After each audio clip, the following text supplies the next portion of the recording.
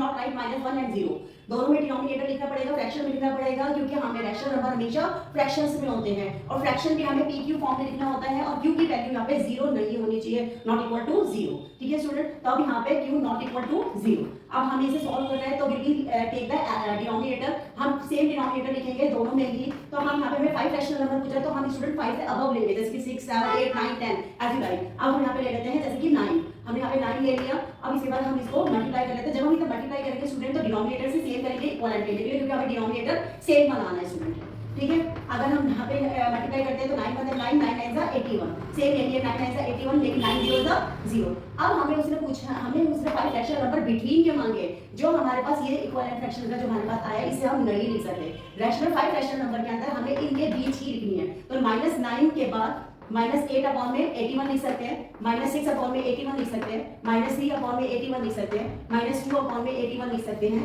-5 upon में 81 लिख सकते हैं। ये हम लिख सकते हैं, बट -9 अपॉन में 81 और 0 अपॉन में 81 नहीं लिख सकते, क्योंकि हमसे बिटवीन 5 रैशनल नंबर पूछे गए। Okay student, between B part, इसमें भी सेम डिनोमिनेटर सेम करना है स्टूडेंट्स हमें। तो यहाँ पे -2 -1 है और 5 रैशनल नंबर इसमें भी पूछे हैं, सब में पूछे उन्होंने एबीसीडी में, तो विल बी मल्टीप्लाई बाय, हम यहाँ पे इसको 10 से कर देते हैं। मोस्टली स्टूडेंट आप 10 लेंगे तो 10 आपके लिए इजी रहेगा, तो आप 10 ले लीजिए।